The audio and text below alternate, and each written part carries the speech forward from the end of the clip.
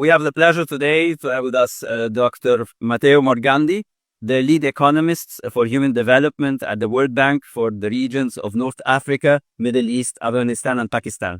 Thank you, sir, for being with us. It's a pleasure to be here. Thank you.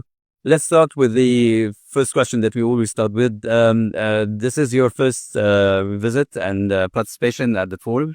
Would you please tell us your impression and the main theme that you were participating in one of the sessions?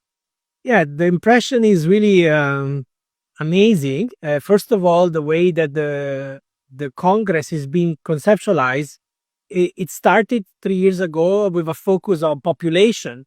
And now it's evolving with a much broader concept about developing human capital and the potential of people. And with this, from what I can see from outside, with this view of the interconnectedness between different government policies like education, health, social protection, labor market policies. And this is a bit also what I was invited here to speak about, which is how can governments create a strategy and a synergy between different sectors to develop the best potential of people at every stage of life. And that's a bit what we call human capital development across the life cycle.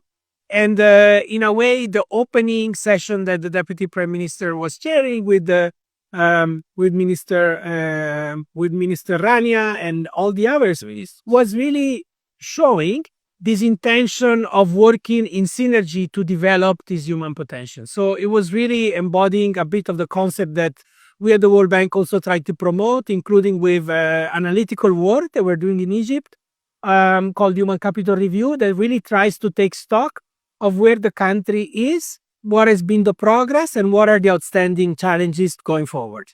Would you please elaborate about the collaboration with the Minister of Health and with the government? Yes. Regarding the human capital development, when it started, and what type of consultation, what type of project or sharing ideas that you have been involved in? So the World Bank has been involved in Egypt on the area of human development for decades. And at the moment, we are engaged with the government, both in terms of analytical work and advisory work, like the one that I'm doing on the Human Capital Review, which is taking stock of indicators of policy, collaborating on thinking about it, and helping develop a long-term view and a short-term view for this. But also the World Bank provides support through operations and financing to some other sectors. So there are some ongoing projects, two in the area of health, one to support the health insurance reform, in the area of education, in the area of social protection and conditional cash transfers.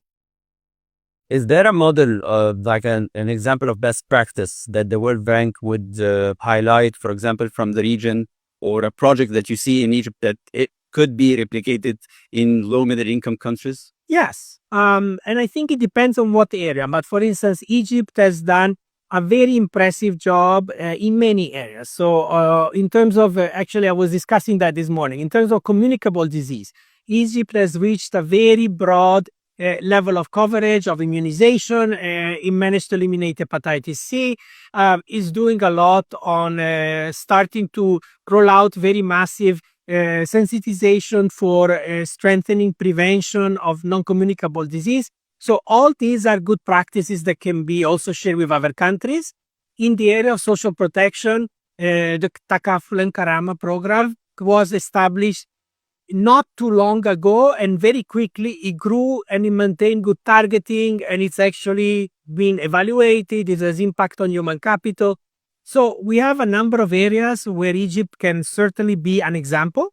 And also an area that we provided as an example this morning was in the area of early childhood education, where it's very important that the coverage of preschool grows in Egypt to prepare the future students to learn. And in there, we provided an example, for instance, of Morocco. That has been a country that has done a lot very quickly to expand the access of early childhood education, including with partnership with the private sector, with partnership with nonprofits, with financing based on performance. And this is an area, for instance, that can be interesting for Egypt. Very interesting. Dr. Matteo, thank you very much for your time and for the valid information. Thank you.